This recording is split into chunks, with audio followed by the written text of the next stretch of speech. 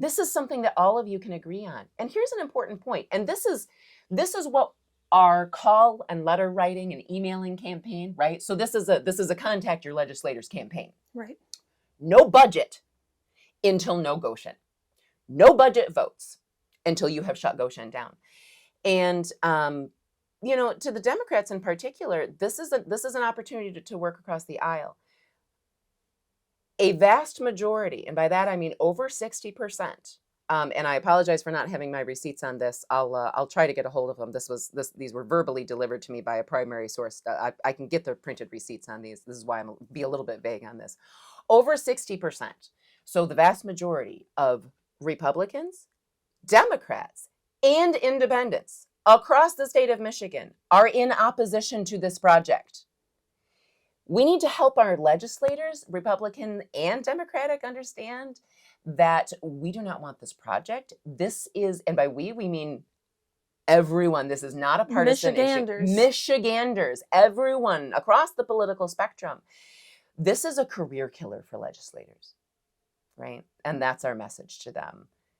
Now is your chance to stand up and to show your quality. And if you don't, show your loyalty to Michiganders. Help us oppose this project, work across party lines. This is not a partisan issue. Quit it with the partisan politicking. Stop toxifying and draining the Great Lakes. Get this done. Work across party lines. Shut this down. Or we're coming for you. Your jobs. Right, your jobs, yes. Yeah. We're going to recall you. Yeah, no. The last thing that we need is Ms. Whitmer crying. Let's just not talk about that. What's up, guys? Welcome back to Michigan Muckraker, a show about Michigan news and politics, Industry 4.0, and books. My name's Michelle, and last week I got to sit down with Marjorie Steele, a Green Charter Township resident and Michigander who is currently fighting the Gotion EV battery manufacturing facility that's coming to her township, as well as the economic development corporations responsible for that project, as well as all the other mega sites that are sprouting up across Michigan that locals don't want, but they're getting anyway. We discuss Gotion, the new website that she built to help all Michiganders fight the Michigan Economic Development Corporation and all of their partners. And we discuss a little bit of the Green New Deal. I hope you enjoy the conversation. Marjorie, thank you very much for speaking with me today. I'm looking forward to this conversation. No, me too. I really, really appreciate it, Michelle. I have grown a little bit weary of speaking in 3-minute increments.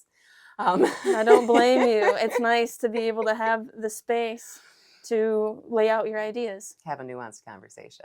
Absolutely. Yeah, because there's a lot of nuance going on. So before we get into Gotion, which is what we're definitely going to get into today, just provide us with a little bit of background on how you got into this fight. Sure. As I've said before, I'm a stakeholder of this project because, this is my family's property. I live here. My dad homesteaded this place back when I was when I was a baby. Slept in the bathtub while it was under construction here. My grandmother actually purchased this property back in the 70s. So we've got about 35 acres here. We sit atop the same aquifers, that Gotion would be depleting and also, potentially toxifying. So we make maple syrup here, every year in the springtime. Just to kind of catch up, so I did grow up here in Big Rapids. I went to college actually when I was 17 out on the West Coast, out in at Western Washington, about an hour north of Seattle. Okay. So the left coast, as my classically conservative father referred to it. Yes. Gonna go get your brain washed out on the left coast. Hey. Which I did, of course, and promptly returned and started scolding him for recycling. And then he's like, I want you to look around at the heating vents in this place that are coffee cans that I welded together. And then I want you to reconsider lecturing me about recycling. And I was like, epiphany. Right. So I definitely have, a mixed political experiences. My dad was a classical conservative, but also an agnostic. But I was also raised, my mom grew up Baptist. My mom was a red letter follower. So grew up in Trinity.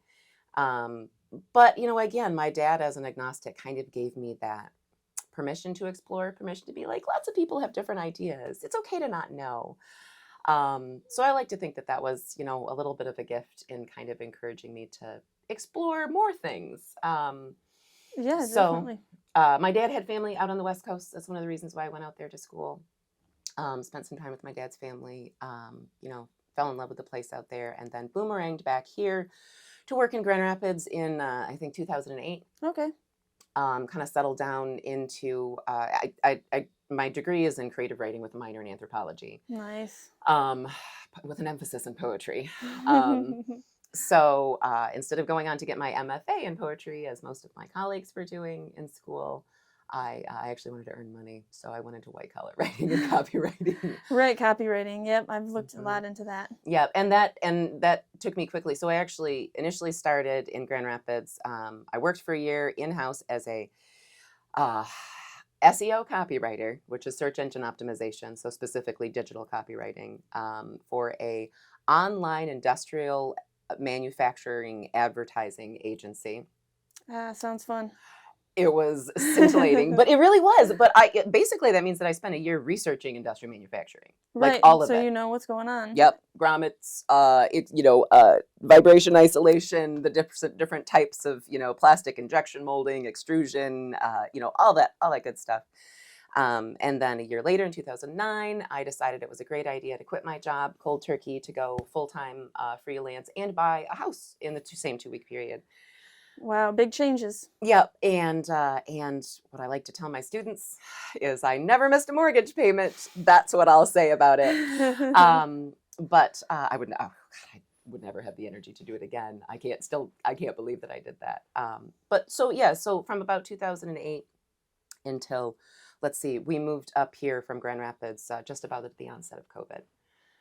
So I won't waste anyone's time listing my long and sordid, it's a millennial resume. Literally, like if you looked at my LinkedIn profile, I've got like 15 different employments on there, including a couple of things that I have, I've founded a nonprofit. I've, had my own bouts in entrepreneurship, most relevant to Gotion, between 2012 and including my independent contractorship between 2010 and 2014. I was creative director for a startup urban development firm down in Grand Rapids called 616 Development and 616 Lofts.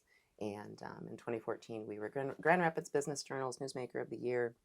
We developed the Kendall Building, which is a beautiful red brick building at the corner of Fulton and Division in front of Memorial Square. Yes. There. And the Grand Rapids Brewing Company, One Ionia, it's also one of ours. Nice. And a couple others, but those are the ones we were proud of. So that's, it's many other people have much more experience in development, but I wrote our 90-page sales documents for our investors, so I'm familiar with what literally goes into development deals, from initially being in the pipeline to great breaking ground to launching the facility. And that would be like an environmental impact report would be in that process, right? Building plans, lots of documents, letters of support from all kinds of different people, documentation of, stakeholder and community meetings and input on it. All that stuff goes into it. So much. Mm-hmm. And I haven't, let me put it this way. The documentation that's on the Right Places webpage for Gotion contains, I'm going to estimate about 10% of what I'm used to seeing in documentation and keep in mind the projects that I was working on were historical redevelopments, not brownfield. It wasn't industrial, commercial redevelopments for, I think our biggest project was like 12 million.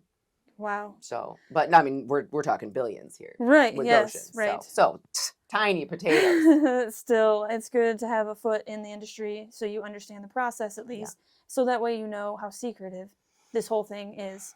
And development is a shady, pardon me, boys club anyway. Oh my God. I could talk about that. Yeah, we can talk more about that. But one more thing, just to clarify my own personal political affiliations. I am a card-carrying member of no political party. I've never registered for any political party. I have voted for Republican presidential candidates. I voted for Democratic presidential candidates. I'm ashamed to say that I have yet to vote for an independent. let's just say that there's one election that I really regret not voting for. Wasn't it Jill Stein who was running for Green? I did vote for Whitmer twice. And yes, I regret it. There were specific civil liberties that I was looking, believe it or not, that was my motivation for doing so. And you're not alone in that. There was a lot of people that voted for Whitmer because of those. Cannabis was the big one in 2008. You know, ending the cannabis prohibition was very, very important to me. My dad died of cancer in 2008, and 2007, the year before medical marijuana became legal in Michigan. And I've been a cannabis journalist, and I've done some journalism into the medical aspects of cannabis specifically. It's one of the things that prompted my interest in the medical community. And cannabis definitely could have helped him. I think, that's what I think. So yeah, it's cannabis is personal to me. Yeah, absolutely. At least ease the pain. So at the very minimum, yeah. At the very minimum. Yeah. So going back, how did you find out about Gotion, Yes. and when did you start getting involved? Sure. So this is the question, isn't it? It was what Darren down at the Pioneer asked me, and I was like, it was days in, and I was like, there's a flyer down at Mr. C's, I think, about a Green Township meeting and stop the battery plant. And I was like, man, I vaguely recall some business journals talking about that. But I was literally in the middle of burnout recovery from corporate burnout. And so I had been working really hard to kind of just unplug and ignore things. And big economic development companies, corporations are always threatening these big, outlandish, unnecessary projects that nobody wants. And I hadn't taken it seriously. So I saw the flyer very early March. And hit up the Google machine, started DuckDuckGo, actually, if you're paranoid like me. Yeah, I like DuckDuckGo. You know what I'm talking about. Yep. No tracking, please. No thanks. Google already knows enough about me. It's listening to me right now. Right. Always. Right. Well, if you have TikTok on your phone, that's another story. Yeah, I definitely don't. Right. Yeah. No, don't. My students dug that up in my last semester that I was teaching at a very liberal arts and design college, and they're like, what is happening? Yeah. So it was early March. Started doing some research on Gotion, and I found the documentation on the Right Places website and was like, what is going on? The timeline on this doesn't make any sense. So I started making calls. Called Bill Stanek, Big Rapids Township Supervisor first. Oh, how was that? You kind of went the same route I did, because the first thing I did was the Big Rapids Township. Well, he was shooting his mouth off on articles right and left. And here's the thing, Michelle. Like I mentioned, I grew up at Trinity. They raised me, which means that they're family. Bill Stanek has been a well-respected and upstanding member of the Trinity Fellowship Evangelical Free Church community for the last 4 or 5 decades, literally since its founding. People over at Trinity love to say that he built Spring Hill, which is the summer camp up north in Everett. Beautiful camp. It's a Christian camp. They have a lot of evangelical programming. I went there, my daughter goes there. It's a great camp. It's beautiful. Love it. Wonderful programming. I used to run their craft room. Very familiar. Again, grew up in Trinity, right? Like you're local. I really, really am. People don't always remember me. And people, in case there's any confusion, I grew up as Marjorie, Marjorie's my full name. Jory, okay. So, some folks are like, oh, you're Marjorie. I'm like, yes. Jory is Marjorie. So that's why a lot of, local folk hear hear Marjorie Steele, and they don't quite put it together. So anyway, so I talked to Bill. So Bill Stanek, what a lot of people talk about is how he built Spring Hill. And, I've had to more recently, as people are like, I can't believe he would, be corrupt. He built Spring Hill. He's donated so much of his time. And I finally was like, you understand he made money by doing that. Right. He didn't donate his time. Developers don't donate their time. And they're like, but all of the builders were volunteers. And I'm like, yeah, well, Bill wasn't I promise you. Also, I've had a few people contractors who've actually worked for him on projects with Trinity, and over the years, they do not have anything good to say. So I knew the name Bill Stanek. I knew the face. I grew up watching him march down the halls of Trinity my entire childhood. So I was like, okay, let's play ball, Bill. Let's see what you got. So I gave him a call, and I had my questions in front of me, and again, like I went through the documentation that I found on the Right Places website, found the missing holes. I'm like, all right, so we need a economic impact report, which the Right Places claimed existed, and they said that Gotion did it. Again, I didn't see it in their documentation there, and if there was any kind of respectable economic development or economic impact report, we would have some more concrete data behind those wage figures. The sole source for which is a letter of intent from Project Elephant itself. So the source is Gotion. Right. That's really trustworthy. Right, exactly. So again, this is one of the purpose of impact reports, economic and environmental, is verifiable data. Yeah.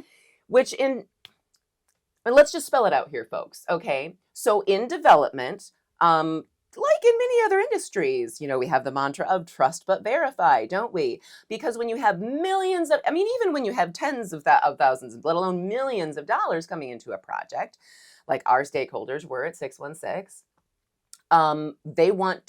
they're not willing to take the property owner's word that the groundwater is fine, or that they're not going to, hit a, nasty toxified groundwater that they're going to have to spend $1 million to remediate, right? Like, they're not going to take the property owner's word for that. They're not going to take the developer's word or the contractor's word that, oh, we promise we'll adhere to all these don't worry about it. We don't have any documentation for it, but we promise.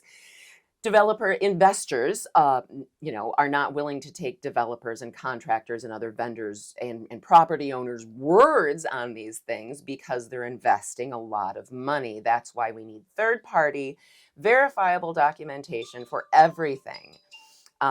That's what due diligence is in development. It's to make sure that all of the stakeholders trust each other, and they trust each other because they have verified that they are not lying to each other.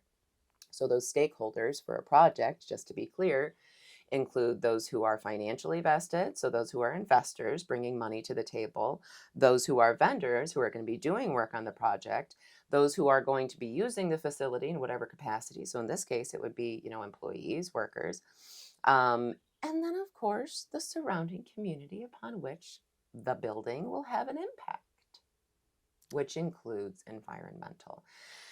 That's the scope of due diligence. I did not see that.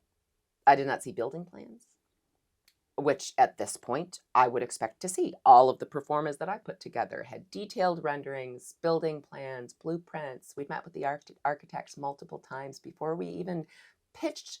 And yes, we did, I think for the Kendall building, we got like $500,000 from the Grand Rapids DDA, the Downtown Development Authority, in funding. We didn't even begin to, I don't think we even wrote that letter of support until we had full building renderings for it. Wow. So, back to my conversation with Bill Stanek. So these are the holes, right? Yes. Where's our impact reports? Building plans. And I get a little bit hung up on, he really doesn't have much information for me. Ownership structure. There are some ownership structure documents on the Right Places website. And, if you read them, you can see it's literally on Gotion's own documents. It's plainly spelled out that if you follow the complex web of ownership structure, which you really need to see to understand how interconnected it is, you boil it down to percentages, really not explaining the full picture. It's all interconnected. Ownership structure. Yes. So another one of my questions that I have for Bill Stanek is about ownership structure on the Right Place, on Gotion's own documentation that's provided on the Right Places website. Just without looking at any of the nuance of how it's interconnected,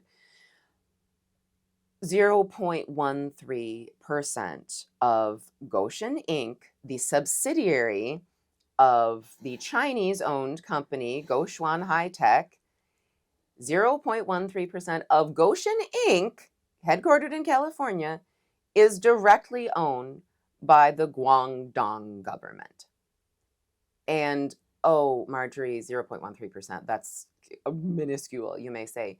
Yes, it is. If you understand contracts, that's enough to exert power in a variety of different capacities.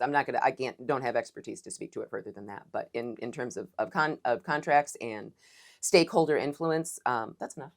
That's enough to exert influence. Some influence. And if you know anything about Communist Party, of the Chinese Communist Party, then you know that they own the means of production. That's what communism is. So you don't and to be clear, I know this because of my experience in business and because of my husband's experience in business. He has 25 years experience in tier 1 automotive manufacturing, including 7 years as a plant manager. Tier 1 auto. And yes, he has traveled internationally for business and has toured international plants, including China.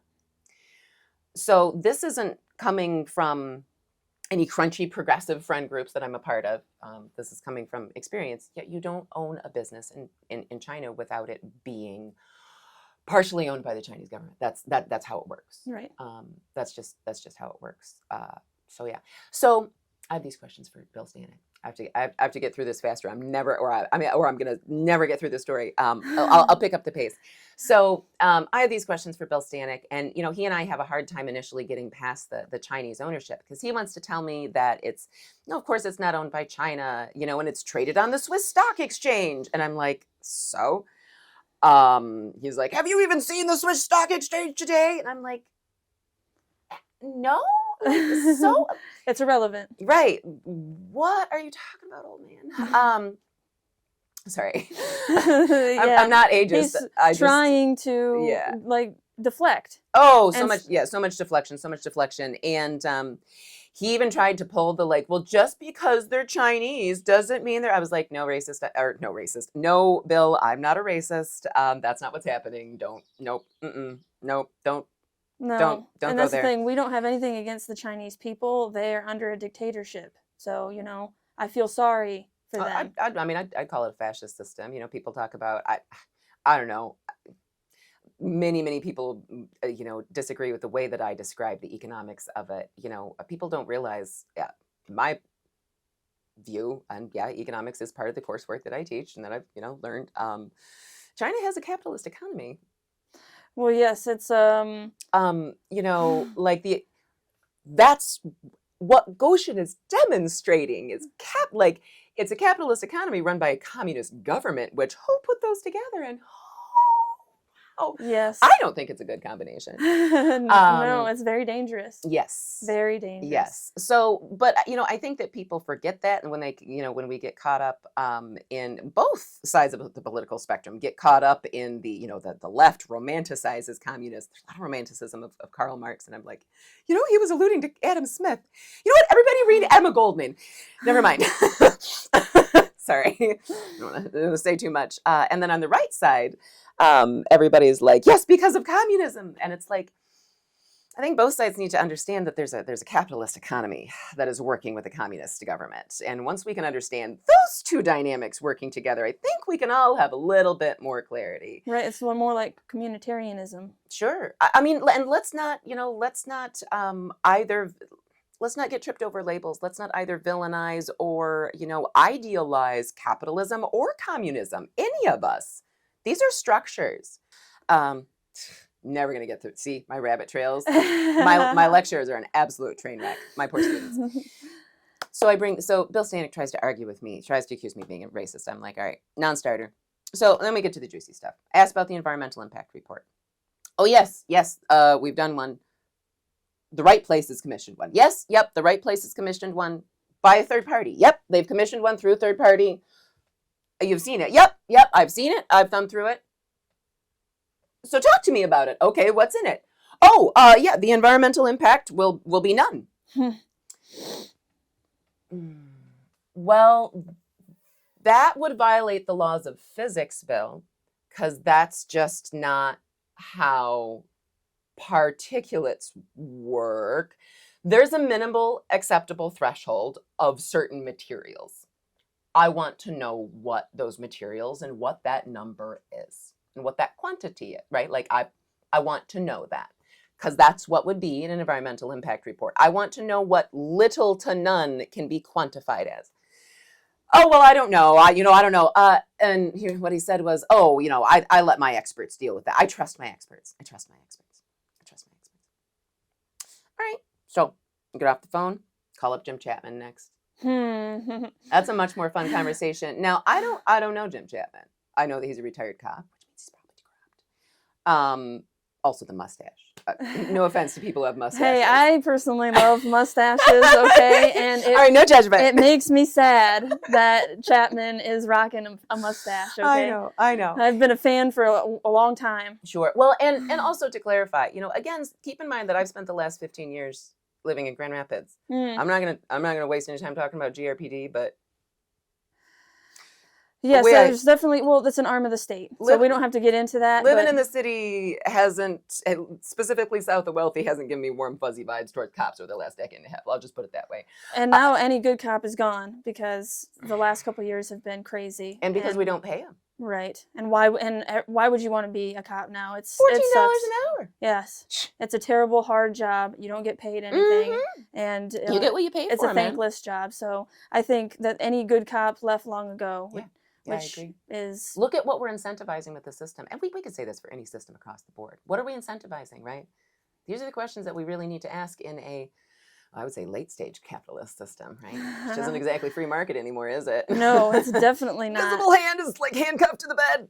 Yeah, and that's why I think it's a huge problem. I'm for free market capitalism. I'm not going to sugarcoat it. I am too, which is not the system that we're in right now. No, absolutely not. We have crony capitalism. We have, technocrats. Yeah, and that's what Gotion is. This is a massive welfare package, and that's what the MEDC, the Michigan Economic Development Corporation, has been doing. Central planners. Yeah. That have sold us out to World Economic Forum. I mean, she was there with the MEDC. I don't know exactly which ones got to go. I know. I would like to know. I know. And the 44,000 taxpayer dollars we paid for her to go over there and sell us out. $44,000.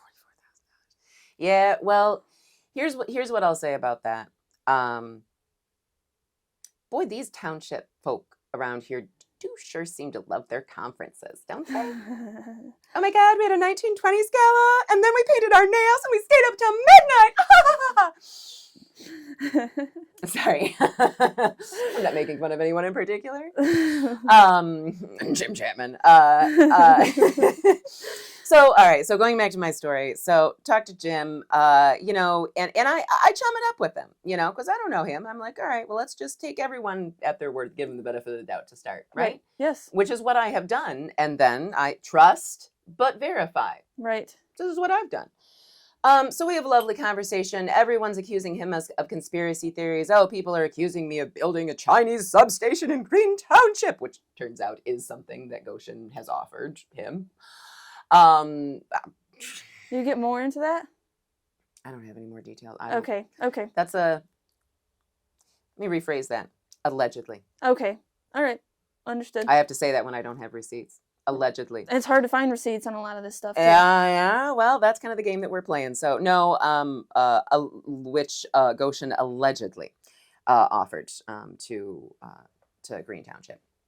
So we have that conversation, and he says basically the same thing about the environmental impact report. Oh, yeah, I think it's been done. The right place should have it. Go give him a call.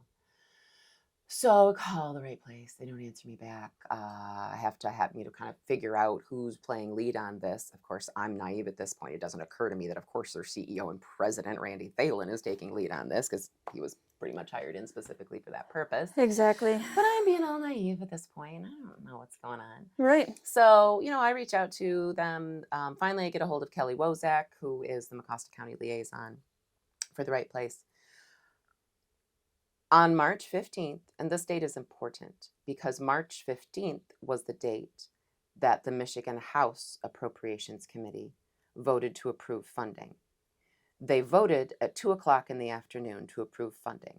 This was at which Jim Chapman testified that over 90% of Green Township residents were in support of the project. Yeah. There were I can't remember if Geraldine Strong was testifying at that one. there were definitely some lies that were made on behalf of our township leaders and county leaders. And at 5:00 p.m. that day, Kelly Wozak replied to me that there is no such environmental impact report. Wow. No such environmental impact report exists. So 3 hours after, and again, I had emailed her with this question on the 12th. On the 15th, 3 hours after it was voted to be approved, she answered my question and said that there was no environmental impact report. So why did they approve? Well, you'd have to ask the House Appropriations Committee. Senator Sarah Anthony, chair of the Senate Appropriations Committee, says that we Mecosta County residents living in one of the poorest counties in the state don't have the privilege of turning down good jobs. Yes, I read something like, yeah, we're coming from a privileged position to try to turn those down. Which, by the way, are $13,000 below the national median wage. So this is set to jack up cost of living. Marjorie and I were having a wonderful conversation without you. My camera turned off after just 30 minutes. I have to figure that out. But what we were discussing was Gotion coming in and raising the cost of living for jobs that are not worth there's no wage there. It's actually a little bit under minimum wage. So yeah, that's what we were discussing. Yeah. So Gotion coming in, which is ironic because this is actually one of the value propositions that a lot of people are saying is, well, stop complaining. They're going to raise your cost of living. It's the only one. Yeah, we like our low cost of living. That's one of the things we like about here. So Gotion coming in, and that's supposed to be balanced out by increased wages, right? But those wages are, to be clear, $13,000 below the national median wage. And, one of our folks broke down the math, per median household. And it broke down to $4 an hour lower than the per capita hourly average wage is currently at Gotion's wages as breadwinner wages. So literally the wages that we're looking at from Gotion would significantly lower our cost of living if we account for not only the lower than average wages, but also the increased cost of living from the very low cost of living that we all, enjoy, and many of us move out here specifically to enjoy. Right. So, and you were telling me about the land purchase. So that is where the battle is right now, which I was not aware of. So I really appreciate that. So Gotion has not purchased the land yet. That's correct. So, to get too much in the weeds, so there's so many things going on at once, right? Just to make sure that we mention them, making sure that the land does not get transferred to and purchased by Gotion is a really important focus. We have our local municipal issues that are going on right now, and I want to make sure that I run through them before we get to kind of I don't say bigger stuff. It's not a hierarchy. Everything is important. So the municipal stuff that's going on right now, we have obviously the entire Green Charter Township Board is being recalled. Those recalls are critically important, particularly because Green Charter Township, is controlling. They passed the resolution to support Gotion, so they're kind of one of the key players in bringing it to Green Charter Township. The recall of Big Rapids Township Supervisor Bill Stanek, who I talked about already. Yes. That's also critically important. Bill Stanek, let's just say, has his foot in some other things. I mentioned the Mecosta County Economic Development Corporation. I'll just say that I suspect that Bill Stanek does hope to profit from this. I suspect that.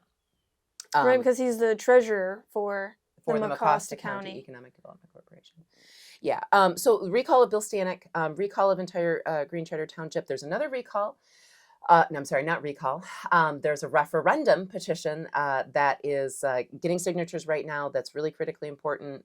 June 10th, I believe folks are going to be combining canvassing for those signatures for the recall petitions, as well as signatures for the referendum of the new Green Charter Township Zoning Board, which of course Green Charter Township passed in order to supersede the county in zoning, and so that they can rezone for Goshen and go over the county's head in doing so.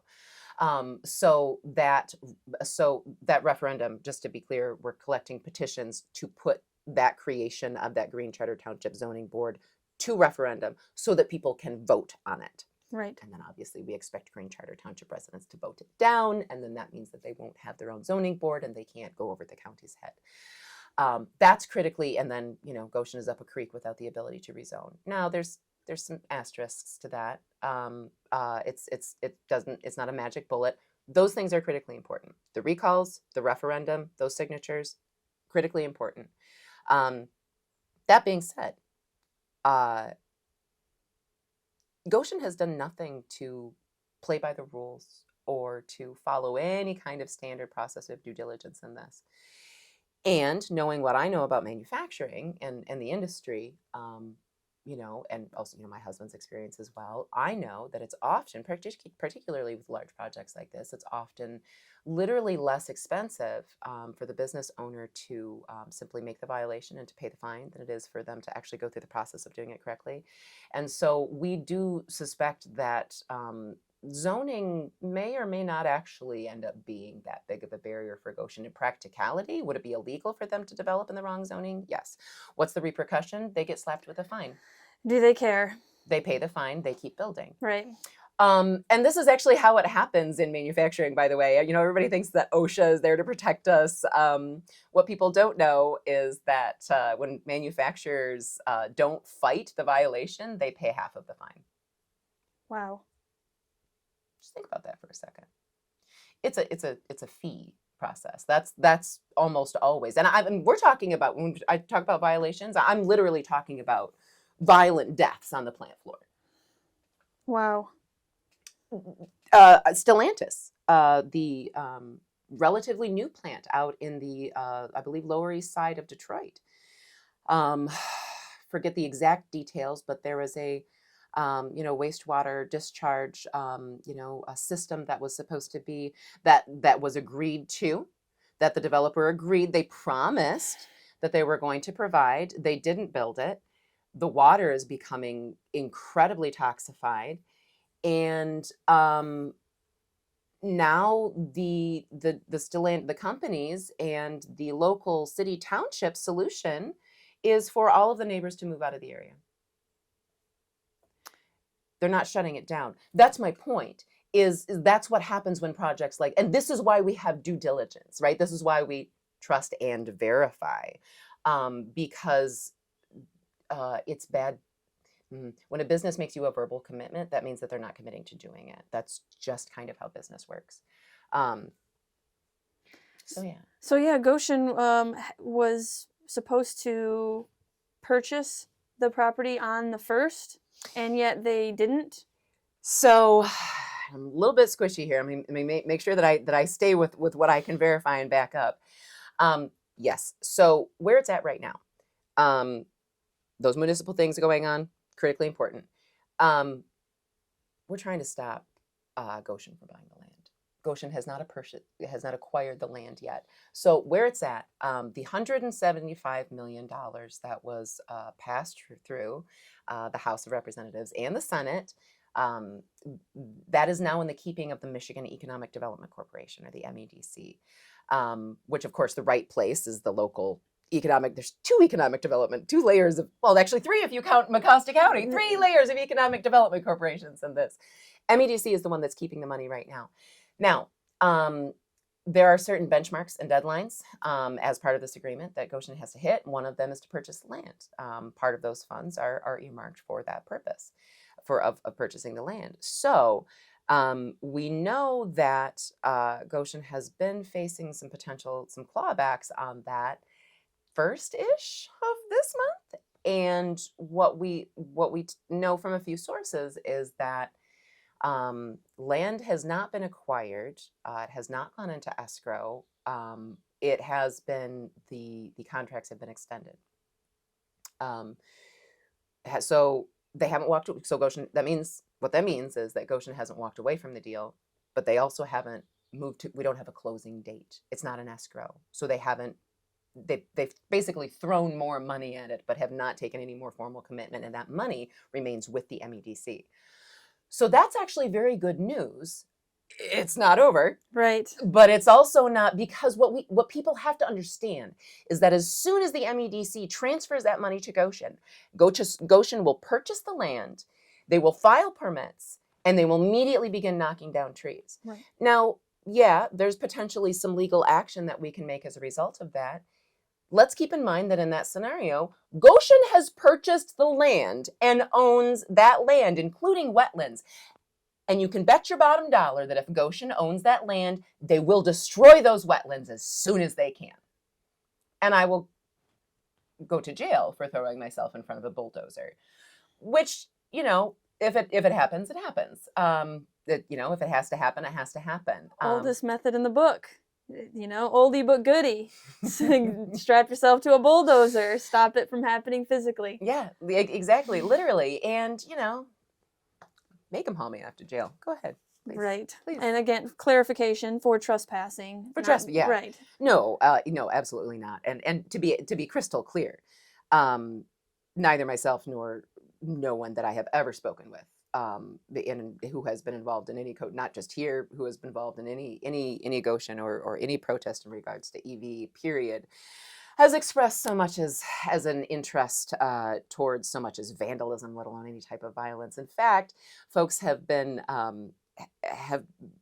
really safe, playing it really safe, a little bit too nice in my opinion. Sometimes we all have a different strategy, and I think that's great. But yeah, to clarify, I have not, nor I will ever, condone any illegal activity. That being said, if they're trying to knock down trees and destroy the wetlands, yes, I will throw myself in front of a bulldozer. Yeah, I will. So that's what we're trying to avoid. Not just Marjorie, throwing herself in front of a bulldozer, but why? Why am I doing this? Well, because they'll destroy the wetlands. I don't like trees and wildlife being destroyed. But also because Gotion would own the land. Right. And I, reversing that is difficult. And I think that we should try to avoid that at all costs. So we still have a chance that they have not purchased the land yet, but we can. So how are we going to stop them? What actions can we take? Right. So we've been kind of, lost in the wilderness a little bit on this one for a little bit. How are we going to stop the land transfer? Got lots of action items for, after they buy the land and everything goes to shit. And then it gets dragged into court for years and the wetlands get destroyed and all this fun stuff happens. So there's lots of options there, but before we get there, we've been lost a little bit, but yeah, we do actually have a clear path forward. So I'll just put it this way. I spent a little bit of time in Lansing on Tuesday, and I came back with a mission. And that mission is to help explain to folks that we have a real opportunity for leverage to actually potentially shut Gotion down legislatively over the next couple of weeks. The Michigan Senate has to vote to approve a budget. They need a 2/3 majority vote. This is going to happen within, most likely, it's set to happen. It needs to happen so that they don't go into default within the next couple of weeks. They need a 2/3 majority vote to pass the budget, which means that even though Republicans are in a minority, they will need Republican votes to pass this budget. So we are asking, first and foremost, our Republican senators to hold all votes on the budget until Gotion is shut down. And we're asking across bipartisan lines, Republicans and Democrats, to explore legislative avenues to shut Gotion down. And we're insisting that no votes take place on the budget until Gotion is shut down. This should be a no-brainer, at least for the Republicans. You guys are trying to balance the budget, trying to find some extra money. I got $175 million for you right here. Do whatever you want with it. It's all yours. Reallocate it to your heart's content. Just not giving it to Gotion. Take it away from this. I mean, please don't put it towards another EV megasite somewhere else. Right. But, you know, your schools, roads, bridges, infrastructure, dams. You know, maybe something, you know, whatever. I don't know. Honestly, at this point, I don't care if they give it to one of their cronies. Just don't give it to Gotion. I know. Please don't do that. But, you know, whatever. That would be better than what we're doing. So that seems like it would be a no-brainer, not just for the Republicans, but also for the Democrats. You know, for anyone who's, fiscally responsibility-minded. There's a few Democrats, too, that seem sympathetic to our cause, right? Yes. I'm so glad you brought that up. So it's important to keep in mind that there were 3 Democrats who on the Senate Appropriations Committee who we flipped mid-session. Those senators are Irwin, Bayer, and Santana.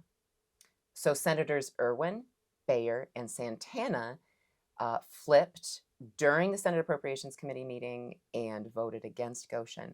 Now, they've been relatively silent on it since. I believe that Senator Irwin told the media that he didn't support the project because the jobs weren't good enough, which I appreciate. And that was definitely stepping away from, Appropriations Chair Senator Sarah Anthony's hard line of Big Rapids residents don't have the privilege of turning down good jobs. So pleased to see Senator Irwin having some common sense on that. I'm not satisfied. Senator Irwin is an environmentalist. That's part of his background. He should know better. And I will not be satisfied until Senator Irwin has publicly stated that he does not support this project for environmental concerns. And I think that the other 2 senators who flipped, the other 2 Democratic senators who flipped, need to go the same way. I mean, I think that all of the Democrats do. But certainly those we're going to be leaning on particularly hard. We'll reach out to the Democrats too. And the ask is, it's time to work across the aisle. Right? This is something that all of you can agree on. And here's an important point. And this is what our call and letter writing and emailing campaign, right? So this is a contact your legislators campaign. Right. No budget until no Gotion. No budget votes until you have shut Gotion down. And to the Democrats in particular, this is an opportunity to work across the aisle. A vast majority, and by that I mean over 60%. And I apologize for not having my receipts on this. I'll try to get a hold of them. These were verbally delivered to me by a primary source. I can get the printed receipts on these. This is why I'm be a little bit vague on this. Over 60%. So the vast majority of Republicans, Democrats, and independents across the state of Michigan are in opposition to this project. We need to help our legislators, Republican and Democratic, understand that we do not want this project. This is, and by we mean everyone. This is not a partisan issue. Michiganders, everyone across the political spectrum. This is a career killer for legislators, right? And that's our message to them. Now is your chance to stand up and to show your quality. And if you don't, show your loyalty to Michiganders. Help us oppose this project, work across party lines. This is not a partisan issue. Quit it with the partisan politicking. Stop toxifying and draining the Great Lakes. Get this done. Work across party lines. Shut this down. Or we're coming for you. Your jobs. Right, your jobs, yes. Yeah. We're going to recall you. Yeah, no. The last thing that we need is Ms. Whitmer crying. Oh, let's just not talk about that. So no one's threatening anyone at all. No, just your jobs, because your job is to listen to us. And so if you're not going to listen to us, well, then you're fired. Exactly. If you're not doing your job, then you shouldn't have it anymore. And so I hear that you have been working on something to help people with resources on how you contact these people to let them know what you want, what we want. Right. So all of those things that's a lot of messaging. That's a lot of details, right? Who do we contact? What's the talk? What are our talking points? Everybody's like, what are the talking points? So, all right, let me try to keep my qualifier on this, not like an hour long. I like my qualifiers. So I say we tentatively, we have been working on, and by that, I mean myself and others that I've been chatting with and listening to and trying to get feedback from other folks. So yeah, uh, I want to make the clarifier that we have a really large network. Our grassroots group is not a monolith. It's not, just one cohesive organization. It's this network, and it's of course not just Augusta County. We've got allies down in Marshall, across the state in Detroit, all over the state. Our grassroots group. So when I refer to our group, I just want to be clear, it's not a monolith. It's a very diverse group, and yeah, we have folks from all over the political spectrum. We've got hardcore Republicans, we've got hardcore Democrats, we've got hardcore Independents. We got people who aren't hardcore anything. Hello. We've got Christians. We've got pagans. We've got folks from all over the place, and with different skill sets, different interests. Not everyone even necessarily agrees on what should be prioritized. Thankfully, we need all hands on deck, and we need everyone doing all of the things all the time. So it's great that we have this diversity. It's such a strength. I think it makes us more agile. It makes me I can't speak for the group, right? Because it's such a diverse entity. And I don't think that any individual, can say I speak for the group. That being said, I'm a pattern finder.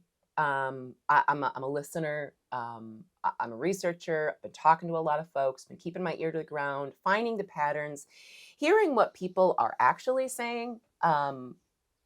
And not necessarily, what the media is portraying.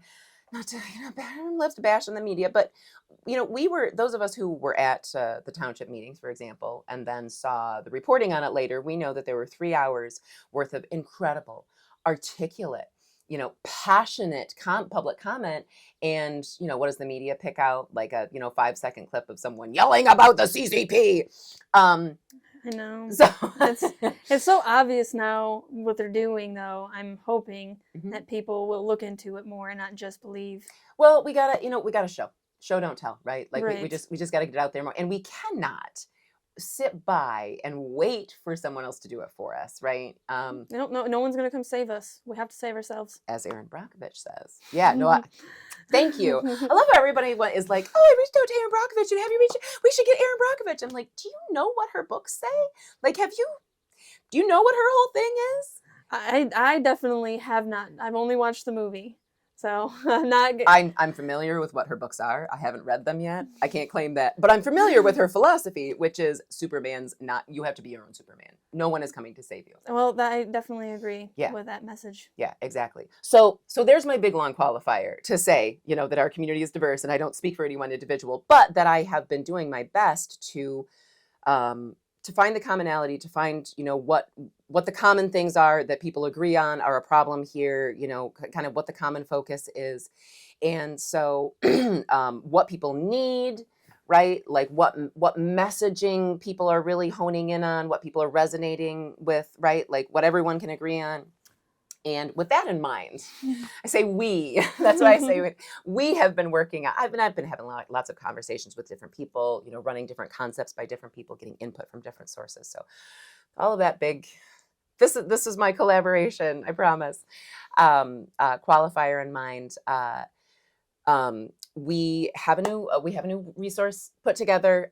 It took us a hot minute to put together a brand for it. We're a grassroots group. Explored lots of different ideas. I'll spare you more qualifiers. What we landed on is the Economic Development Responsibility Alliance of Michigan, or EDRA. So the website is EDRA of mi.org.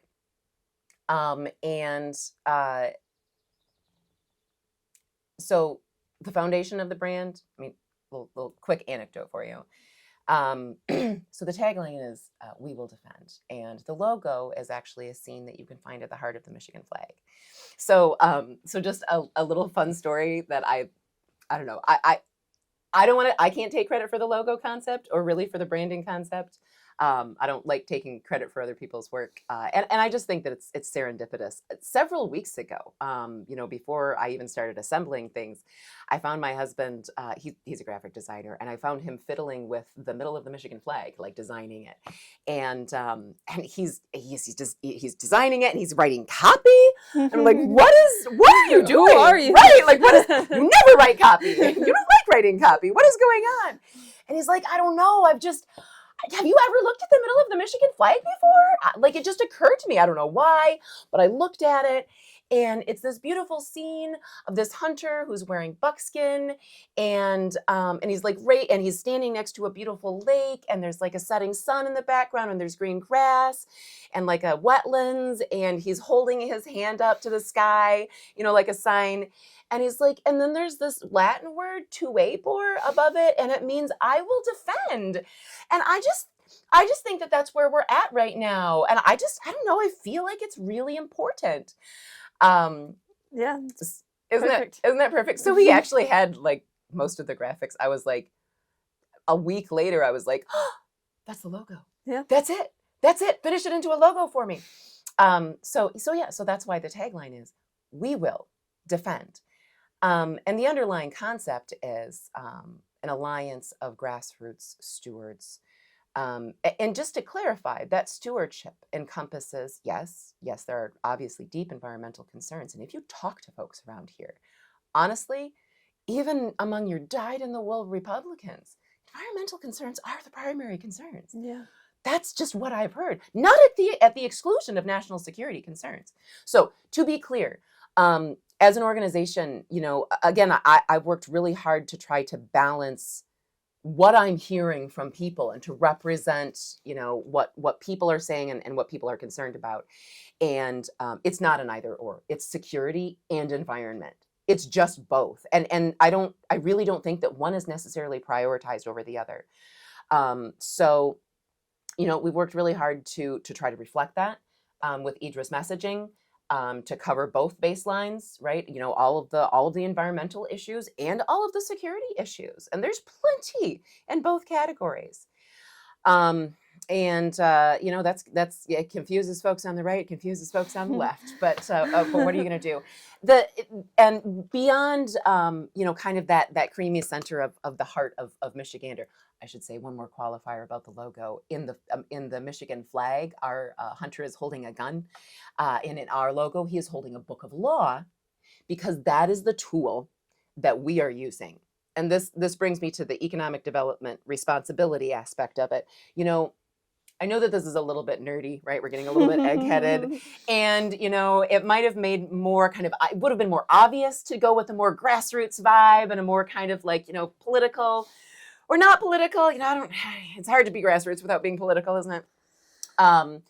But what we're fighting is corrupt public-private partnership economic development corporations. They're supposed to be nonprofits. But ever since economic development corporations over the last decade have been shifting into this, they used to be purely publicly funded. To be clear, that's the original model for economic development corporations, is to be purely nonprofit, purely publicly funded, public mandate, easy peasy, right? It's a pass-through. This is the original purpose of an economic development corporation, is to allow for projects that would never be funded by a traditional developer because that developer wants to make money off of it. The core concept of a nonprofit economic development corporation is to allow for projects that would never be built because they don't have to make a profit off of it. So they can build things for the community, not just for a developer's profit. Great idea, right? Let's use public funds for the public.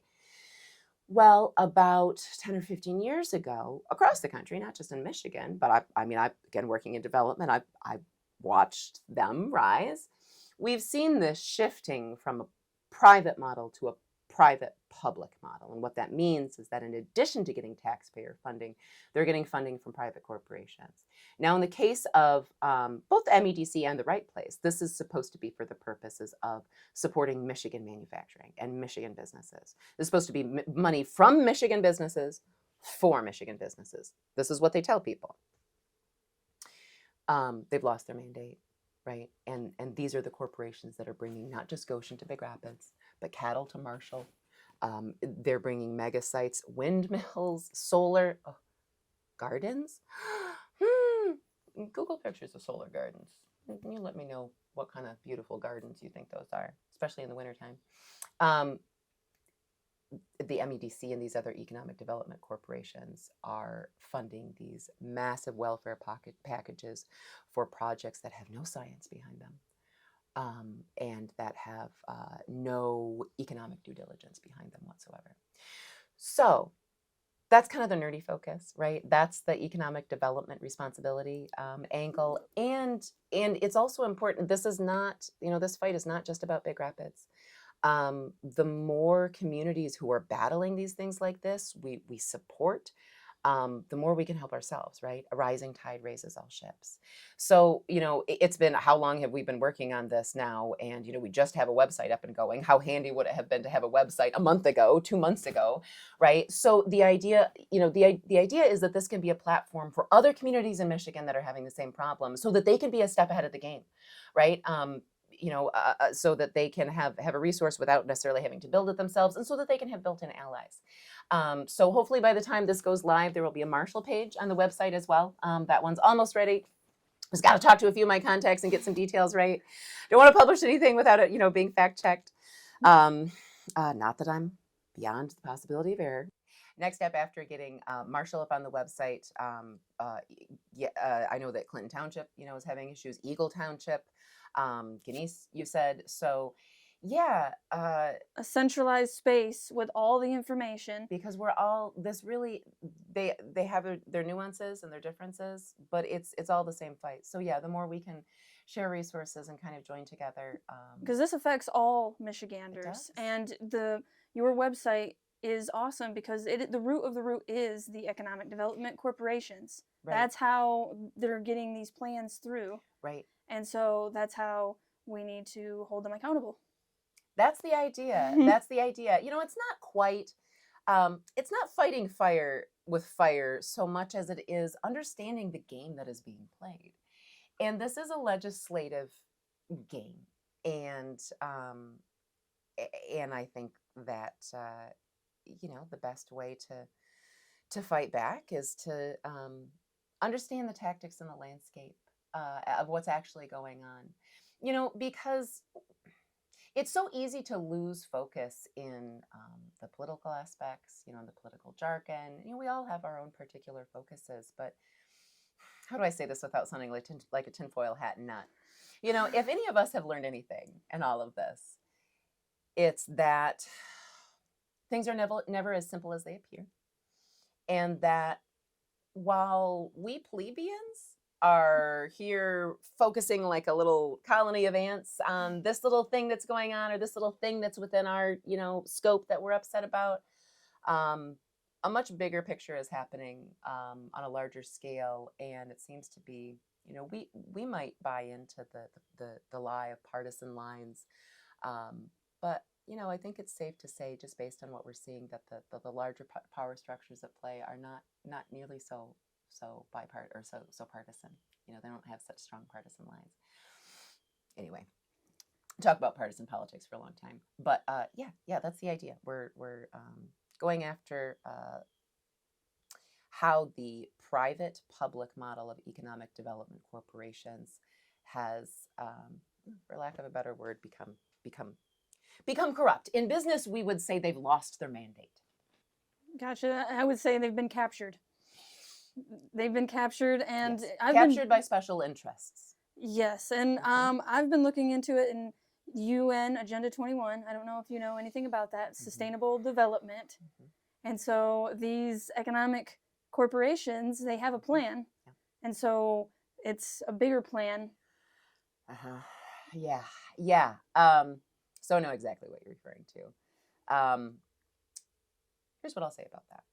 I have to be a little bit careful. As I've said before, both aspects of this are so important. It's not an either or. It's not, is this about national security and, China, or is this about the environment? It's about both. And there are lots of people who have been on, who've been doing good research and who've been really getting the word out on the national security side. And you know, it's one of the reasons why I'm focusing my personally, you know, my primary attention on the environmental aspects. It's, you know, it's my area of expertise more so, but it's also my personal passion, right? I'm a literal tree hugger. I cried when the milkshake yard cut down their silver maple for no particular reason. So that's, you know, that's who I am. You know, you won't see me focusing in the media on talking much about the national security angle. Yes, I absolutely agree that it is of equal importance to the environmental side. It's not so much my area of expertise. Try to stick to that. And again, there's not as many folks championing the environmental cause, and that certainly hasn't gotten the play in the media. So that's one of the reasons why I try to focus on that. Here's what I'll say: folks who are, you know, more on the political right side, who are more focused on the national security side. And I think everyone is deeply concerned about the environment. Everyone. Even your dyed-in-the-wool Republicans that I have spoken to. Honestly, the primary concern that I have heard from people that I've spoken with is the environment, and also deep concerns about security. But just to emphasize that the environment is very concerning. But folks who are more on the right, who, you know, are more on the national security talking points, I guess I would simply say that, and, you know, talking about the World Economic Forum, you know, international, you know, politics and all of that, I guess what I would say is I wish that the folks who are more on the political right would consider and focus a little bit more on the aspect of ecological warfare, which is a form of warfare, you know. Yeah, and how does that warfare play out? I'm not the security or the military expert, so I really, you know, I don't like to speak out of turn much. So as I say, you know, I don't care to say much, and also I think it's important for me to try to keep on messaging on the environmental side, and it's just not my area of expertise. So there are other folks who are better experts, you know, smarter in that area than I am to talk about. But that's what I would say about that is I think that there is a that war is different this time around, that they can come at it from a different angle, and so it's an angle to be considered. I haven't heard it talked about much, and I would, and particularly in the national security conversation, I would like to hear, you know, the concept of ecological, you know, how the environmental and the ecology aspect of this plays into potential warfare elements. I'm not saying that they're not there, right? I'm Right. neither confirming nor denying. I'm just saying if we're going to have that conversation, let's have a full let's complete the picture. Right. But, you know, as I say, I trying to, you know, in order to maintain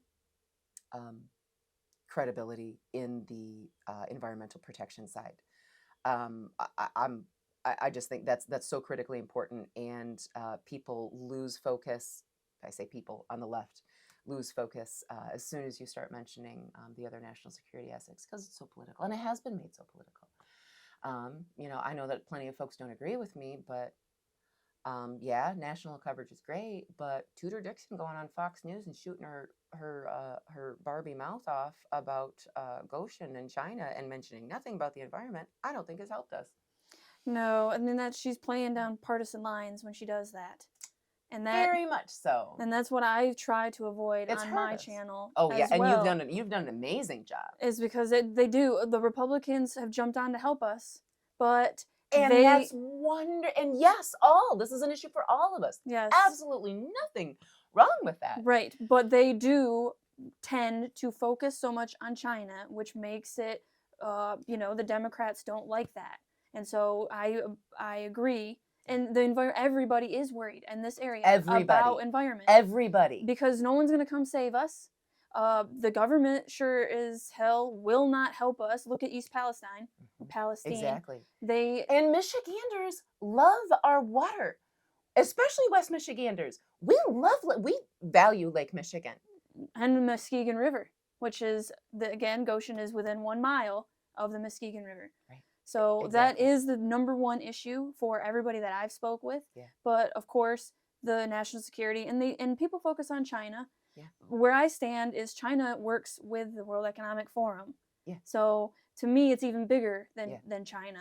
Yeah. Well, one of the points that I think that this is a really important, it's somebody brought this up when we were kind of talking about this issue, and for context, a dyed-in-the-wool Republican, who I like very much. I like many Republicans. I like many different people. She was like, it's so important for people to understand that we're not talking about Chinese people. There's a distinction here, and part of the messaging that gets lost in the partisan politics, and I'm not saying that there aren't bad agents who do have some, implicit or overt racism. I'm not saying that doesn't exist, but the message gets so lost. There's a separation between people, as in, Chinese national people who live in China, who are Chinese, who are humans, who are people, and the Chinese government as a system. We as Americans should appreciate this just as well as anyone, because our government is not the same as us, is it? And we're not always super proud of the things that our government does. So, but when, again, in the partisan debate, when China is talked about, yeah, it is. It's like those things are conflated. And so I was really, what I'll say is I really appreciated hearing that, particularly from a Republican, because I hear, from a lot of our more, again, dyed-in-the-wool Republicans, I hear that self-correction and a increasing awareness that, no, this is bipartisan. And, this type of language does, for lack of a better word, trigger people into thinking certain things and putting you in boxes. And I see folks who are more on the kind of dyed-in-the-wool right or left political spectrum understanding how important, kind of coming to an understanding of how important language is. Yes, and building bridges. Building bridges. Yep. Yeah. Yes. Yeah, exactly. To steal it from you. Mm-hmm. So, before I forget, on the website, I can edit it out if I mentioned it already. Action page. So, 3 things to call people's attention to. Email newsletter. There's an email newsletter in there. We'll be getting a few more social accounts up and going. So we'll hopefully be having some newsletters go out soon. Going to be working with the Keep Michigan Pure Facebook page, to kind of run that in collaboration. So there's lots of collaboration. And there is a Gotion project details page. So anyone who's looking for quick talking points, facts, a lot of bullets there, kind of quick reference. There's the map.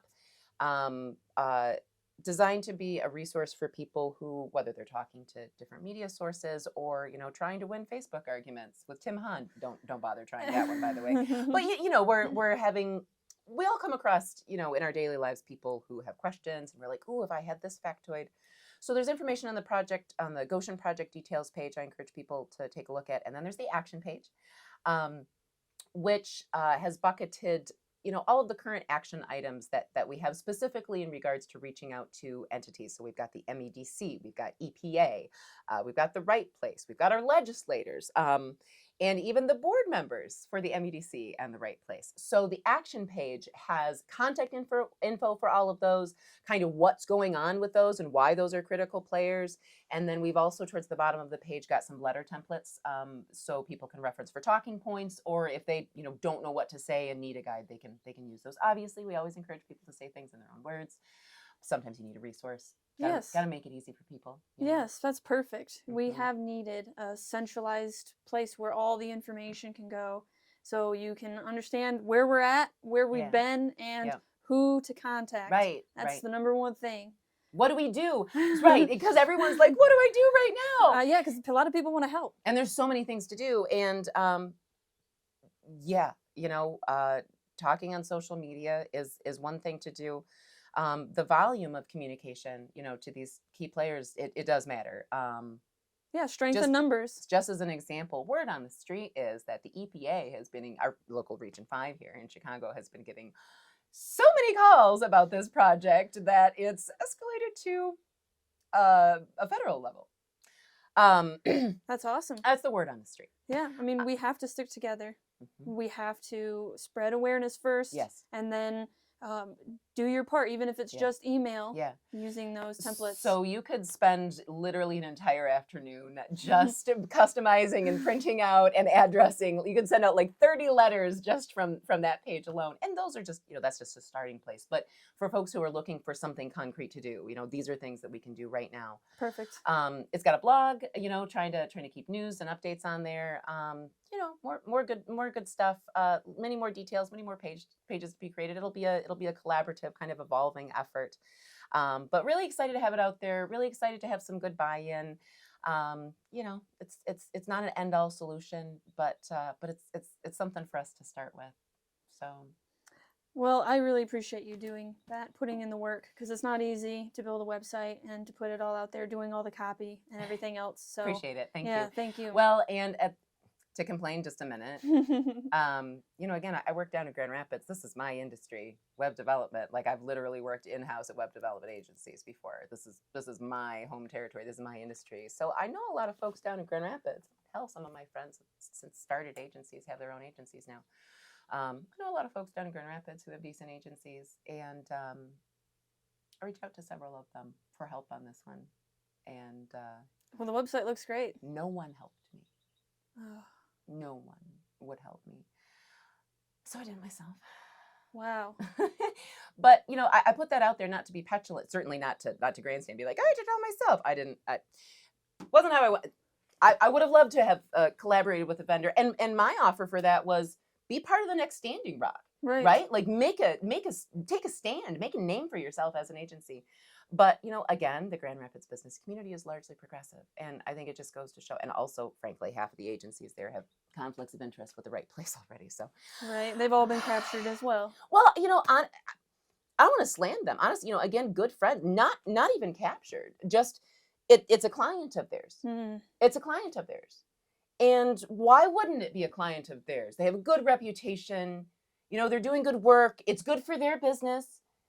Let us never forget that abuse is a pyramid scheme. It's right. It's cyclical, and it's so rare that you find an abuser who is not also being abused at a higher level that we're not seeing. Right. So I'm not calling the web development agencies that turn me down abusers. Right. Yes. But I'm also not. I'm. It's an indictment. Yeah, no one would help me. But also, let's recognize it's. The drive to feed your family is powerful. Right. And that's the system that we're in. So I'm also not, fully blaming. I'm just saying this system is rife with regulatory capture, and it's not conducive to a free society, free market. Yeah. So the last topic that I wanted to discuss a little bit with you, you mentioned the Green New Deal. And how that links in. So you're here. All right. Sorry, I have my tinfoil hat. Here's some of it. You have two of them for me. One for me, one for you. We can put them on. So, all right, weird angle for you. All right. And I know that, some of your viewers might be like, oh God, what's Marjorie saying now? Just bear with me before you, this is a buzzword. Hear me out. Let's spend time with the definition real quick. To get into really understanding, not an expert in the Green New Deal, I from what I've seen, but there's a word that keeps coming to mind that I actually have I'm a Redditor, so I hang out on Reddit a little bit, and I actually doxed myself on Reddit a few weeks back for the cause, do everything for the cause. But I was having a conversation about this on Reddit in a very progressive subreddit, by the way, deeply progressive. And I was talking about Gotion. Mostly, I'm just desperate to try to get anyone in the progressive community to understand this is the environmental issue that it is, and the civil rights issue. And I was getting real good traction. And one of the folks there was like, okay, well, you're describing colonialism. That's what's happening. And I was like, this word has been in my head for weeks. But I was afraid to say it because I thought people would think that I was crazy. There's a lot of stigma on the word. There is. So, and I know that a lot of your viewers will, think immediately of critical race theory. I've worked in higher ed for over 8 years. Like, I don't I've never heard, I don't know. I don't know anything about critical race theory because I've never encountered it. Like, frankly, I don't, that's not my source for talking about colonialism. Um, I've tried to keep myself educated on, the history of the state, including, our indigenous stewards who were here before we were, primarily just because I want to learn from them. I try to be a good steward of the land and I want to learn from them. So, it's, yeah, when I say colonialism, it's not coming from any critical race theory. I don't even know what that is. I'm with you. I haven't done the research on that, so Yeah, but again, I work in higher ed. Like, I don't know if that's going on. I haven't seen it. But that's not what I'm talking about. I think that what we're dealing with is colonialism. So two anecdotes.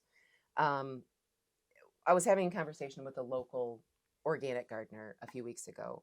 One of our local organic farmer, one of my neighbors here a few weeks ago, and in regards to Economic Development Corporation, and this was partially inspiration for me, obviously, and it really got me thinking about colonialism.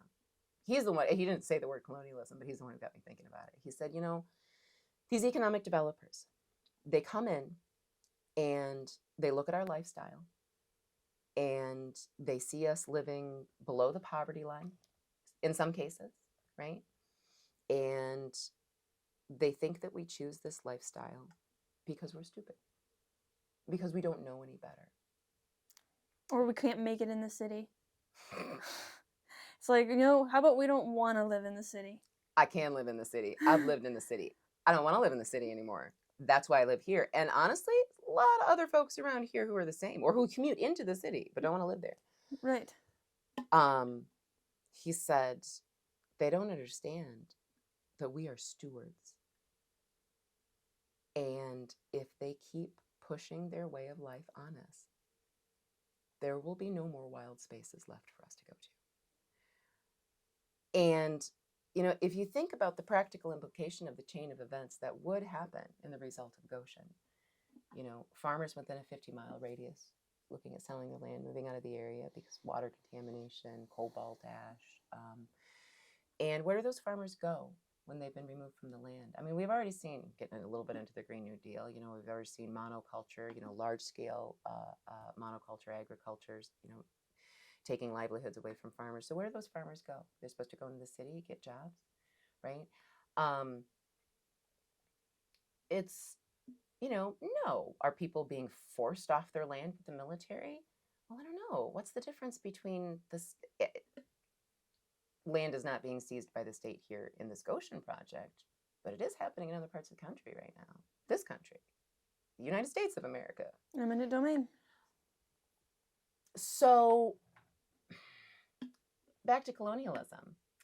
When we think of colonialism, we think of the indigenous Americans. So let's actually just think about the history of Michigan in regards to the indigenous Americans for a second. We had our own Trail of Tears here in Michigan, the Potawatomi Trail of Death. Most of the indigenous Americans, of course, were marched thousands of miles on foot. Many of them died along the way. Most of us know that story. And many of us even know that, many of the remaining folks were not federally recognized as tribes, were not given their land back. It was promised back to them, and it was never given back to them, many, many times over. And so they were allocated, those few who remained were allocated to smaller and smaller and less viable, desirable plots of land. As the cities around here are all founded on the most prime agricultural areas. Downtown Grand Rapids at the corner of Fulton and Division, that used to be a wild plum orchard. Also, ancestral pre-Bronze Age mounds by the river that got dozed into the river, which is where the Grand Rapids Public Museum now stands, by the way. Here's the wrinkle. You ready? So we all know the story. It's very sad.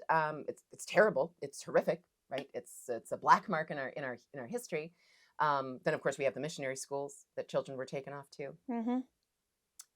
Mentally, physically, emotionally abused, sexually abused, mass graves, right? What was the mantra at the time? Kill the Indian and save the child. That was literally the slogan at the time. Kill the Indian, save the child.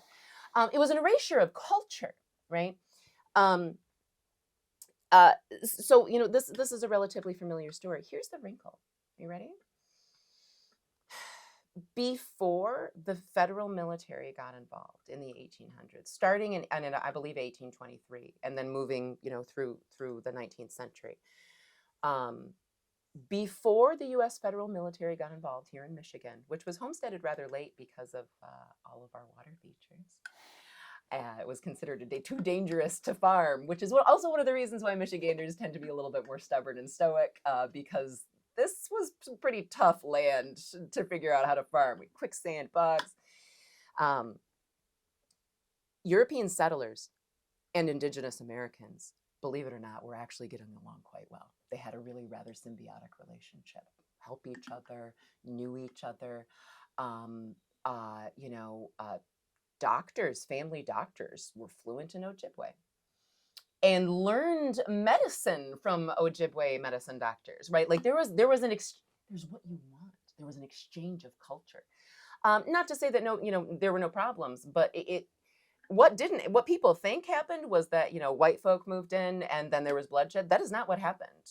There was cohabitation, really, peaceful cohabitation. And then the U.S. federal government decided that the lumber barons who were eyeballing our forests in Michigan could make a lot of money by clear cutting them and then floating them down the rivers.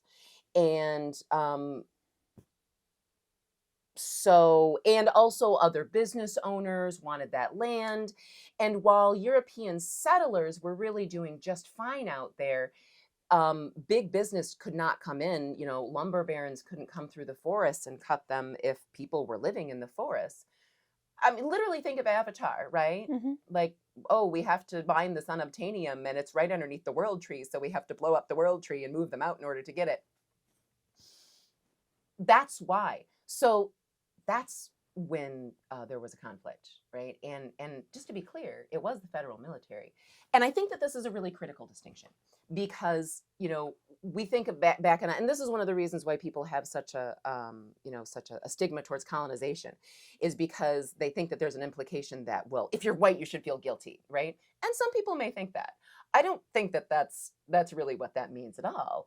It's acknowledging that groups of people who were indigenous to an area, who have a different culture from a conquering culture, have had their culture erased, their land taken from them, their way of life destroyed, because they were considered inferior to the other conquering culture. And almost always, when we see this, and I'll note some examples throughout the last 6,000 years, when this happens, we see ecological devastation. We see a loss of natural resources, sometimes never to be regained or recovered.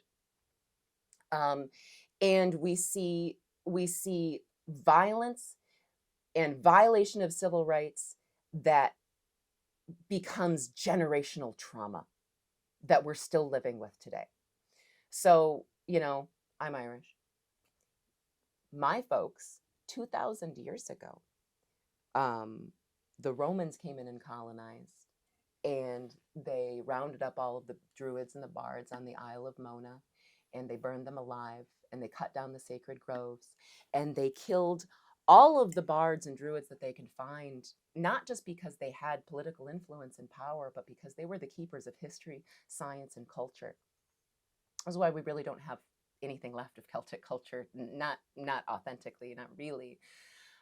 In terms of Druidic religion, because it was intentionally erased. And so Gotion is a step in that direction. So if you look at what's right, so let's bring it back here, Marjorie. Bring it back around. Enough of the TED Talk. My daughter gets so tired of my TED Talks. All of the elements are here with the Gotion, not just with Gotion. And again, let's expand this to the Green New Deal, right? Because Gotion is a microcosm of the macrocosm if we look at the Green New Deal. And at the risk of venturing into World Economic Forum, it's just in the Green New Deal, right? This idea that these wild spaces, climate change, we have to stop global warming. First of all, yes. Yes, climate change. Regardless of whether you want to say climate change, whatever, as I like to say, I think that it is absolute hubris to think that we as a species have not had a negative ecological impact on this planet over the last 500 years. I think that's just stupid. You want to call it global warming, whatever you want to call it, right? Like all us little bitty busy bees cutting things down, toxifying the water, whether you want to talk about carbon emissions or the ocean of plastic in the Pacific Ocean, right? We can definitely do better. PFAS in the water, right? Like however you want to phrase it, we're definitely hurting things. So I agree that we need to make some systemic changes. But I'm deeply concerned from what I'm seeing, because I don't think that actually there's so many things that we could be doing that would be getting us in this direction. Where the legislators are focusing all of where this needs to be fixed is on individual citizens, not on business. Well, business is where literally over 80% of the carbon emissions come from and where material consumption comes from. So I just, as soon as we start talking about the things that we citizens and residents need to do to fix this problem, I'm like, nope, I'm gonna have to stop you right there, because we're not the biggest problem. Industry is. Industry is a problem, but I have to say that I question the whole decarbonization agenda whatsoever. Oh, yeah. So I don't want to get too much into that, but for me, I don't think carbon is bad, because we're carbon-based life forms. And so, that's not to say that what you were saying isn't correct with a higher... I don't disagree with you at all. And honestly, I actually think that that's a really good point. I very much agree with that. I think that in this whole conversation, and again, scientifically speaking, looking at the big picture, this hyper fixation on carbon emissions is just stupid. Because I'm not saying that I'm neither confirming nor denying that carbon emissions aren't a problem. The point is, there are other things. There's a hierarchy. And putting that at the top of the hierarchy, often at the exclusion. Let's talk about the carbon emissions that come from the mining of rare earth minerals and lithium. It's massive. The ecological devastation is catastrophic. And all to reduce this no, it's a numbers game. And I've seen carbon footprint purchases, right? Purchasing carbon footprint offsets. Are you familiar with this? Oh, yes. Yeah. No. Carbon credits. Oh, yeah. No, corporate America has been using this as a gold star to make, as corporate America has been using this as a greenwashing marketing tool for decades. I don't have any patience for it. So you will hear no argument from me about the whole carbon emissions. I honestly think that hyper focus on carbon emissions specifically, to the neglect of, again, we have an island bigger than Texas in the Pacific Ocean made of plastic that's killing the turtles. Anybody care? I care. I care about PFAS in the water. That doesn't seem to be a part of the carbon emission conversation, right? We have microplastics in our water. Every single one of us are walking around with a credit card with a plastic in our body. Let's talk about that. I think that those things are being left out of the conversation to hyper-focus on carbon, and it's being used to justify, what happens when you break things down to math and statistics. You can manipulate the hell out of it. And that's what I think is being done. Yeah, the carbon tax that they want to do, and all the control measures in the name of saving the planet. So it comes back to control. Yes. My big red flag is, don't say Bill Gates. Don't say Bill Gates. Bill Gates! Buying up thousands of acres of farmland. Oh no, all of the progressives who were, the one progressive that was watching and just like, nope, I'm done listening to this. I just think that's crazy that progressives don't want to look at Bill Gates and what he's doing, because you are absolutely right. He's buying all the farmland and he's putting huge plants, like, buildings on there, instead of having cows and plants, real life. He wants to create fake meat. It's because they think that we rural residents, we hicks, we hillbillies, aren't good stewards, and that they would be better stewards, and that the best stewardship for wild spaces is for them to be unpopulated. Tinfoil hat. Anecdote, just because people resonate better with stories, okay? I'm not trying to be tin hat. I'm just trying to give an example. You know that Black Mirror episode? Which one? I've watched several. Black Mirror was my jam for a while. I want to say, which season? I want to say it was the second or third season. It was the feature, starred the guy who was in Get Out. You know that actor who was in Get Out? Okay, yes. Yeah, he works with, Jordan Peele a lot. Anyway, basic premise is these young folks are kind of hamsters in a treadmill, and they're in this weird facility, and they have to run in a treadmill to like presumably power some sort of power source. And the plot isn't super important, but the point is that they're in this very dystopian society that's highly controlled, and they have to literally run on a treadmill in order to have a chance to become famous, to have a better life. And the show keeps giving you glimpses out the window of this vast wilderness, and you can only have access to a window to see outside if you're an elite. And you see this vast, untouched, unpopulated wilderness outside. And the show doesn't spend much time on it, but the implication is that people are not allowed in the wilderness anymore because they think that they'll fuck it up. And that it's people being in the wilderness that's the problem with the wilderness. It's not industry, it's not colonization. It's these rural hillbillies and hicks that are stopping progress, and they're probably the one poisoning it. So what I see is and the justification is to save the planet. It's kind of sounds like the solution is to take all of the wild spaces and the land away from the poor people. Where do the poor people go then? Cities, 15-minute cities. 15-minute cities, apartment complexes. No, there's this consolidation towards urbanism so that the powers that be can be better stewards of the wild spaces. And again, I've just probably completely discredited myself there. No, but it's United Nations Agenda 21 is a comprehensive plan that you can look at. So there's no tinfoil hat about that. You can look at it. It's a conference. It's a document. And not Bill Gates, Bill Clinton and George W. Bush Sr., so both sides of the aisle. They're not separate No, people. I know. They're the same party. I know. It's a uniparty. It is. I just heard that term recently, so hopefully there's no stigma on that, but it makes sense to me, is that they are working together. They just play fight. WWE. So Mel Gibson's character Jerry explains this very beautifully in the 1993 film Conspiracy Theory. There's a movie called Conspiracy Theory? I need to watch it. And the fact that it's 1993, that's when UN Agenda 21 dropped. It was 93. You're welcome, Michelle. Enjoy. My dad and I used to watch that one together all the time. And you know what, a little tip off to who I am. Like, I grew up watching that movie, and to be clear, he's a taxi driver, and in the opening credits, he's inflicting all of his conspiracy theories on his passengers.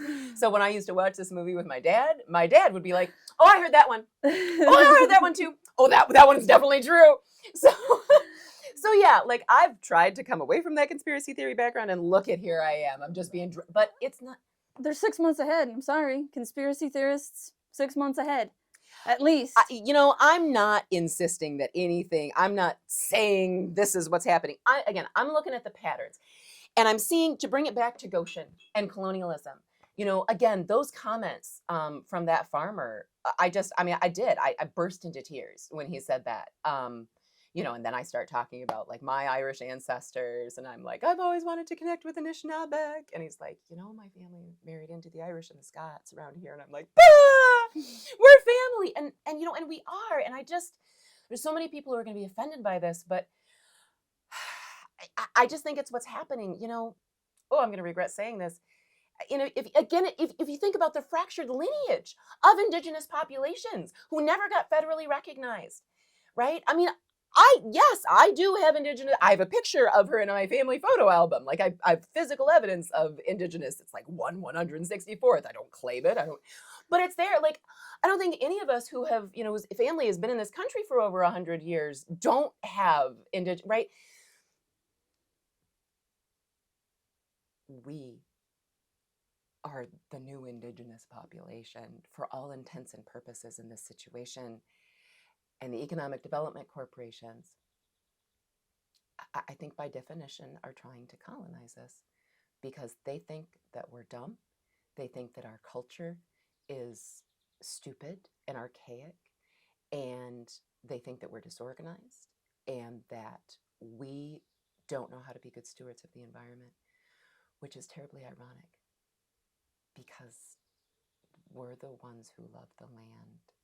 We're the ones who know her face in the springtime. We know how she changes in the summer. We know what she goes through in the fall. We have appreciation for her solitude in the wintertime. They don't know. They don't have any appreciation. It's just, they're just natural resources to them. Yep, and they want them. But to us, it's life. It's family. Yeah. Yeah. So that's my argument for, and we could talk about the Green New Deal for a long time, but people think of Trail of Tears, they think of Indigenous Americans when they think of colonialism, and it's not a hill I'm going to die on, but I really encourage folks on all sides of the political spectrum to really think about our historical cycles and to think about what patterns are playing out again today, what's old about them and what's new about them. Yeah, they're different. They're the same in some ways and different in others. They're very sophisticated now. Yes. They don't have to do the terrible things they did, like round up people and march them. It's not so violent. It's not so, I should say, violence comes in all forms. It's not so overtly physically violent. Let me reinforce with this point. How many times have we heard through all of this, a township official, an EPA official, one of these folks who are in this abusive system tell us, lie to us, and then tell us that we need to be respectful. And then tell us when we call them on that lie to be respectful, right? Like I literally had a public official tell me, I'm just trying to be respectful. After I calmly, very respectfully said, no, I don't want to talk about, I don't want to talk about permits more. I called to ask why you lied to me. I'm just trying to be respectful. Well, is lying to someone respectful, right? Like we are told over and over again that we need to be civil. We need to be civil. We need to be kind. Well, is lying to people and taking advantage of them and abusing your position of power, is that civil? Is that respectful? Is that a good example of the kind of civilization that we want to be? Because if that's the kind of civilization that we are itching towards, you can have it. I don't want it. I agree. I'll be a pagan in the wilderness and I'll be a hell of a lot happier. Yeah, I'm better off living in the woods. Thank you very much. Yep, you make a lot of great points, and we do have to be aware of this overarching power that's sneaking in on us. And so Gotion is just one, like you said, micro of the macro, and us Michiganders have to stick together and fight this. Yes, we do. And if anybody can, we can. I mean, come on. Yeah, you're absolutely the rest of the country may underestimate us.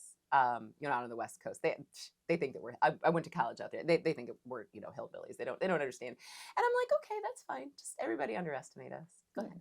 That's good. We like it that way, right? Yep. Right. It's the classic. Don't say this on the air, Jory. It's the classic hillbilly, trick of kind of making the outside of your place look real trashy and keep your property values low.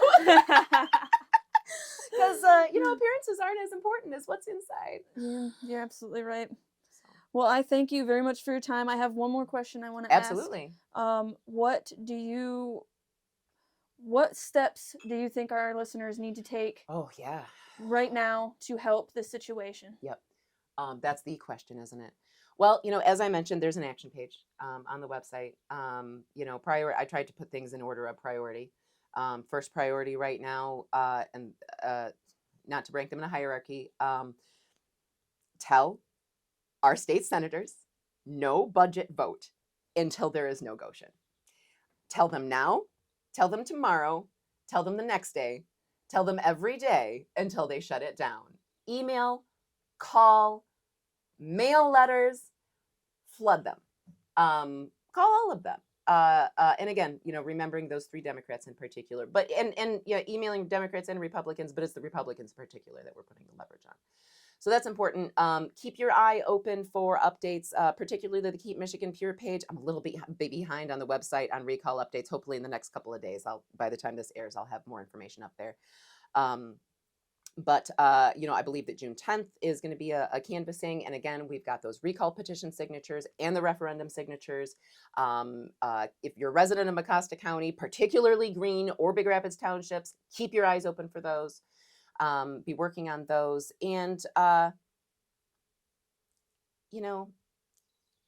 I guess the other thing that I would want to say, Michelle, I really want to encourage everyone. How do I say this without sounding like a weird woo-woo person? I want people to follow their hearts. No, we're so used to being like waiting for someone to tell us what to do, right? Waiting for an action item, right? And honestly, public schools, corporate America trains you to be this way, right? Trains us to wait to be told what to do, and we just don't have time for that. And also, we don't need to be told what to do. This community is full of brilliant, passionate, diverse people with incredible talents and skill sets and brilliant ideas. And we don't have to sit around and wait for an authority figure to rally us, to tell us what to do. We can just, this is going to sound weird, take a walk in nature, have a cup of coffee, if you have wine, have a little wine, right? Like if that you're into that, connect with nature and create that, it's scientific, I promise. It's called the shower principle. Create that white space and tell your brain to think about things that you can do, and then connect with nature so that you can give gratitude to the thing that we're trying to save, and see what, again, sound really woo woo, see what direction or inspiration she gives you, right? She's, she, her, whatever pronouns, it. I call the earth she. You can call it whatever you want to. She's brilliant. She's very helpful. Follow your intuition. Follow your initiation. Just to be clear, nothing that I have done, I was told to do. Mama asked me when I was getting ready to go to that Senate Appropriations Committee meeting, she's like, "How did you get nominated to go?" And I was like, "No, that's not." It just, it needs to happen. It just needs to happen. Someone needs to, right? And so, yeah, pretty much everything that I have done, I saw a gap, I saw a need or potential need, and then I did my best to do it.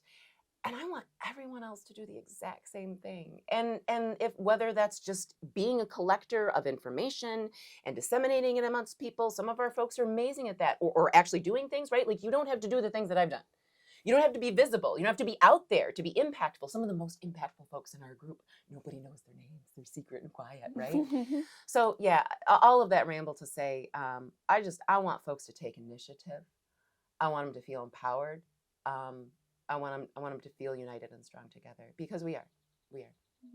Well, thank you very much. Thanks so much, Michelle. And thank you for all that you're doing. I see you, girl. Like, your growth trajectory is just absolutely phenomenal. Like, you're getting it done. You're acquiring new skills.